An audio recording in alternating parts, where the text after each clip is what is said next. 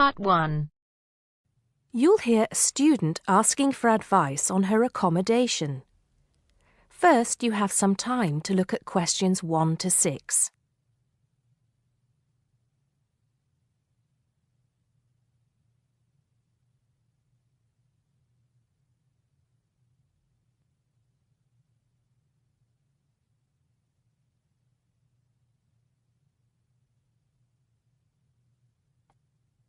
Now we shall begin. You should answer the questions as you listen, because you will not hear the recording a second time. Listen carefully and answer questions 1 to 6. Good morning. So, what can I do for you? Well, it's about the accommodation where I'm staying at the moment. First, can you give me your name and address, please? Yes, I'm Maria Dominguez, and the address is 12 Pine Tree Terrace. It's in Westcliff. I'm staying with 2 other students. There's actually 4 of us in the house, us 3 students and the lady who rents the house to us. So, is there a problem? Well, there are a few, actually. You know, I'm a first-year student, and though I lived away from home for a while when I was studying over the summer in Mexico City, I've never lived abroad, and it's a big change for me. The course is tough, but that's not the main difficulty. I'm coping with that up till now, anyway. The accommodation was arranged for you by our office, wasn't it? It's a nice place by the sea. Okay, but it's difficult. There are only a few buses, and it takes about 50 minutes. It's just so far away, and there's no way I can get back if I want to stay on after 7. And also the other thing is, there's nothing to do there. It's basically just a village. All my friends stay on campus. What about the girls you live with? Do you get on with them? Well, when I see them, but one of them is hardly ever there. Mostly she stays in a house with friends. They've got plenty of extra space, you see. The other girl is quiet as a mouse and hardly ever leaves her room. The landlady's friendly enough, though a bit forgetful, and she doesn't keep the place very clean. I don't have any real problem with her as a person, though. I understand it's rather far away, so I suppose you'd like us to find you a place in the halls of residence or closer by in the town. That would be good. You did say in your brochure that most first-year students are offered a place in halls. I think it actually said final-year students have priority there. They need the library facilities more for studying for their finals. Before you hear the rest of the conversation, you have some time to look at questions 7 to 10.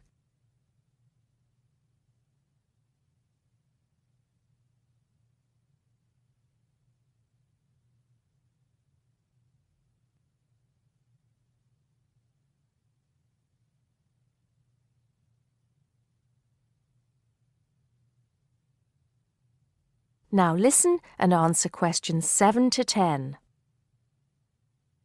Anyway, let's see what we can do. Just a moment, I'll check what might be free.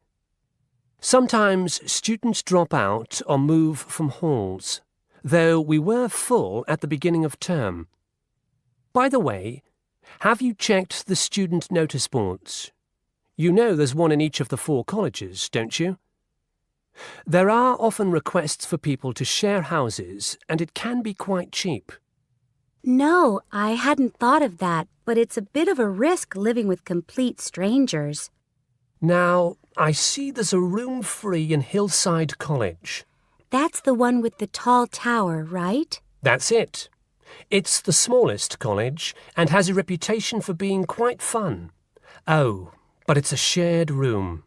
Would you consider that? That's going to be a problem for studying, isn't it? What if she plays music all the time, and maybe we won't have anything in common? Maria, I see you're studying history. So is this girl, Francesca. She's Italian.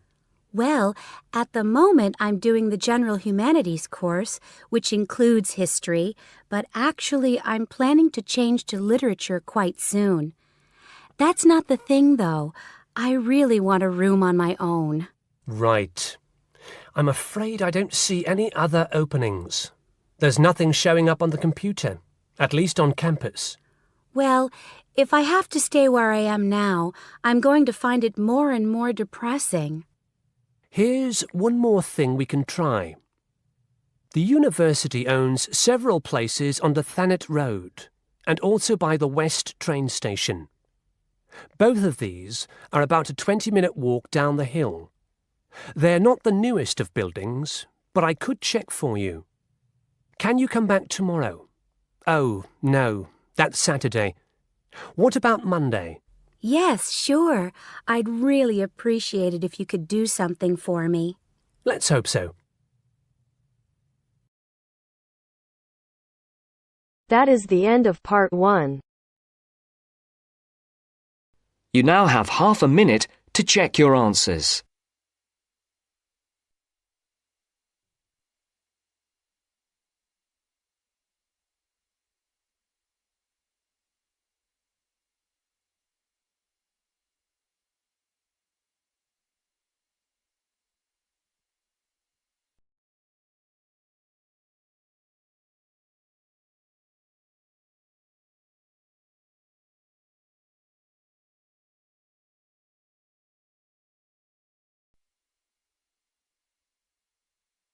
Now turns to part 2. Part 2. You will hear two students talking about a class assignment about wild bird rescue and rehabilitation. First, you have some time to look at questions 11 to 15.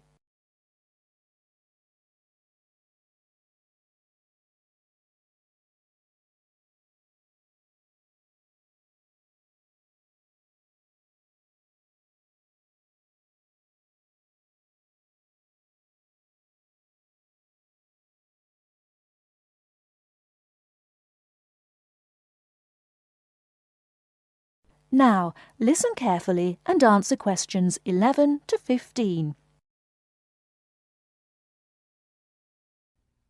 Okay, let's go over the requirements and see what we have left to do.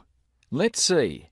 We have to give the professor a written summary of the information we've gathered on our topic, wild bird rescue and rehabilitation.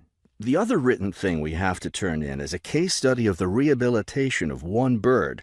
We have the information on that already. Right. All we have to do is write it up. What about charts and graphs? Do we need to include something like that? I don't think so. They aren't really relevant, but we do have to turn in a list of the resources we used. Naturally. What about videos? I heard some of the other students were doing that. Well, I guess that must be optional, because I don't see it on the requirements list. Okay, we should start planning our class presentation, since that counts for half the grade. We've looked at lots of sources of information, but I think our best source was the interviews we did with the wildlife rehabilitators. Agreed. That and the journal articles. I think we have enough information from those two sources for the presentation anyhow. The books we looked at weren't all that helpful. I wonder if we should try to bring in some live birds for the presentation. That would be too difficult, don't you think? But we have lots of photos of rehabilitated birds. We can show those. Before you hear the rest of the talk, you have some time to look at questions 16 to 20.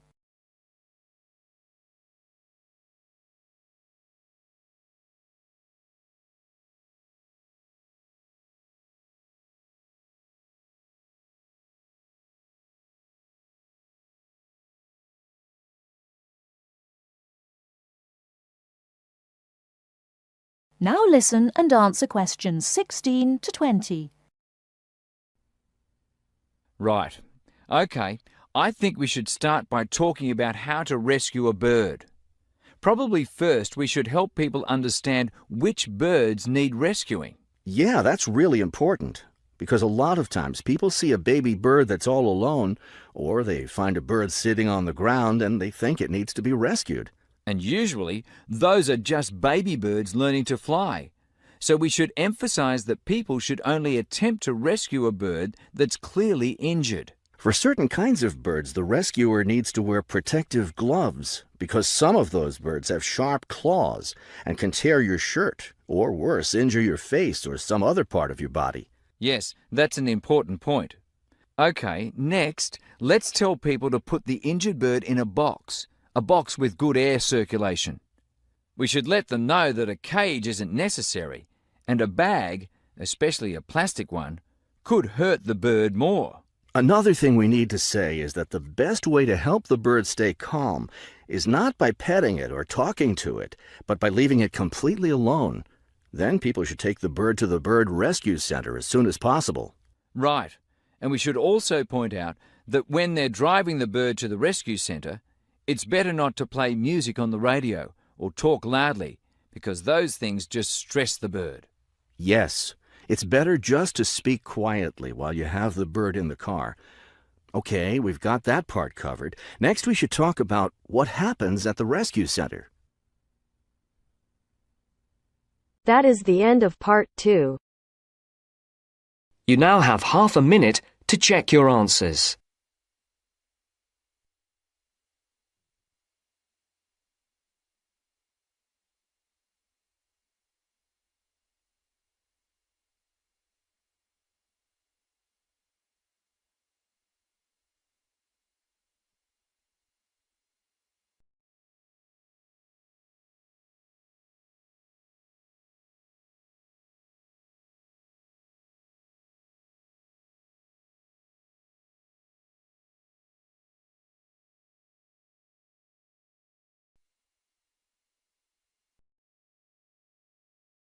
Now turn to Section 3.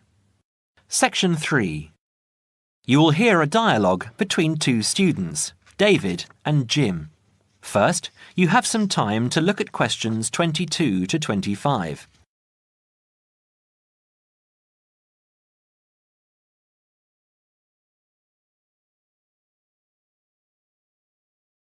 Now listen carefully and answer questions 22 to 25. Hi, Jim. Hi, David. I'm glad I found you. I've got a topic for our presentation next month. What is it?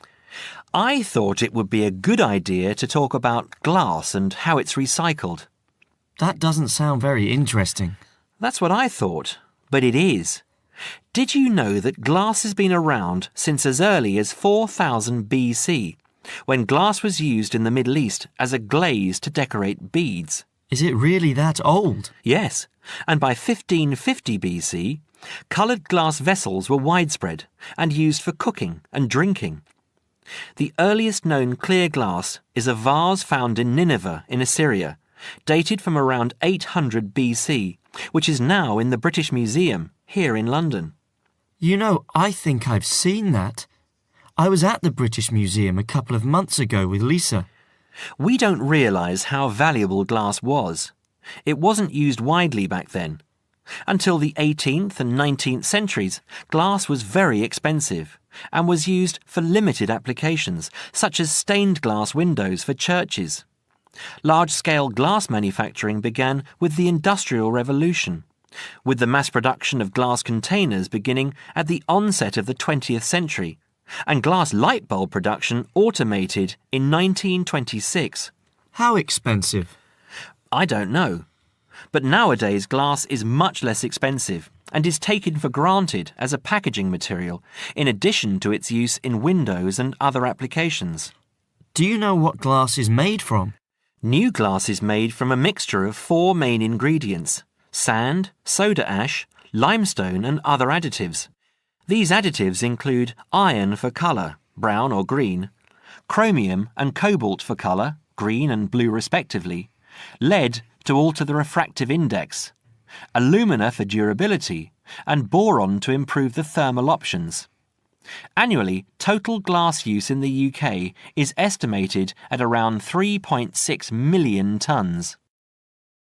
Before you hear the rest of the conversation, you have some time to look at questions 26 to 31.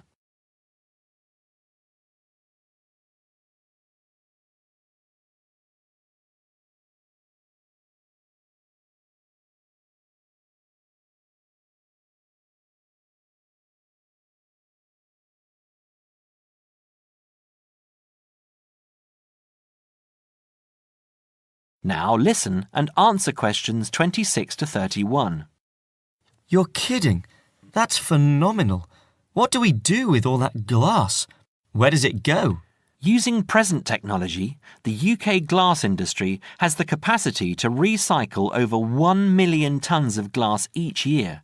And this, coupled with the material's unique ability to be infinitely recycled without compromising its quality, creates a compelling case for the recycling of glass.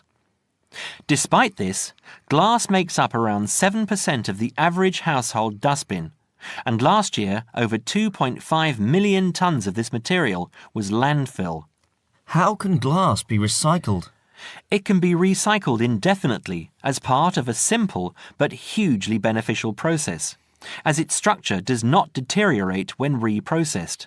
In the case of bottles and jars, up to 80% of the total mixture can be made from reclaimed scrap glass, called cullet. What's it called? Cullet. C-U-L-L-E-T. Cullet from a factory has a known composition and is recognised as domestic cullet. From bottle banks it is known as foreign, and its actual properties will not be known. Recycling 2 bottles saves enough energy to boil water for 5 cups of tea. You know, I wouldn't mind a cuppa now. Did you know that recycling reduces the demand for raw materials?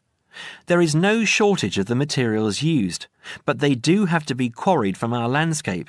So from this point of view, there are environmental advantages to recovering and recycling glass. For every tonne of recycled glass used, 1.2 tonnes of raw materials are preserved. Recycling also reduces the amount of waste glass which needs to be used as landfill. I know. It's a social conscience we all need to have. Taking part in recycling the waste we produce makes us think about the effects we are having on our environment and enables us to contribute towards a greater level of sustainability. It's not all about economics, you know. I'm sure you're right, Jim. That is the end of section 3. You now have half a minute to check your answers.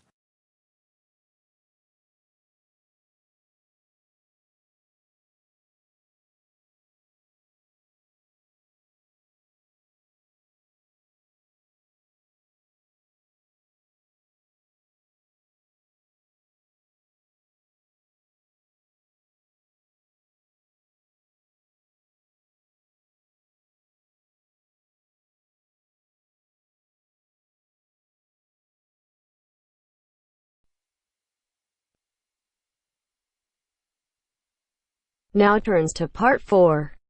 Part 4. You are going to hear a lecture given by a tour agent. First, you have some time to look at questions 31 to 40.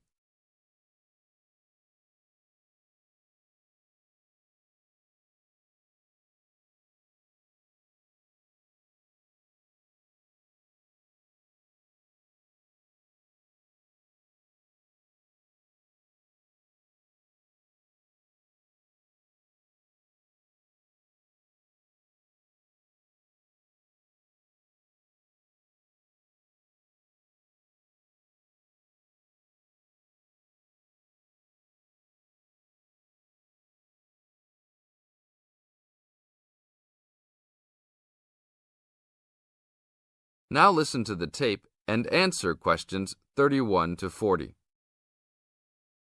Welcome to Hawaii Tour Agency. Let me tell you a little about a special package we have going on this week. I know everybody wants to get away from the stress of work and life, so I think you should all consider a week-long vacation to the paradise of Hawaii. First off, let me tell you all a little bit about Hawaii. The Hawaiian Islands are of volcanic origin and are edged with coral reefs. Because of its volcanic origins, people often go especially to see the volcanoes. Hawaii is the largest and geologically the youngest island of the group. Oahu is the most populous and economically important. The capital of Honolulu is located on the island of Oahu, the only U.S. state in the tropics. Hawaii is sometimes called the paradise of the Pacific because of its spectacular beauty, abundant sunshine, expanses of lush green plants and beautiful colored flowers, palm trees, coral beaches with rolling white surf, and cloud-covered volcanic peaks rising to majestic heights. Some of the world's largest active and inactive volcanoes are found on Hawaii and Maui. Eruptions of the active volcanoes have provided spectacular displays, but their lava flows have occasionally caused great property damage. The lava can spill down the mountains into the settlements where people live. The most famous of these is right by Honolulu. It is called Diamond Head because from far away, the top of the volcano looks like a diamond. Vegetation is generally luxuriant throughout the islands, with giant fern forests and lush vegetation. Although many species of birds and domestic animals have been introduced on the islands, there are few wild animals other than boars and goats, and there are no snakes. The coastal waters abound with fish. More ethnic and cultural groups are represented in Hawaii than in any other state.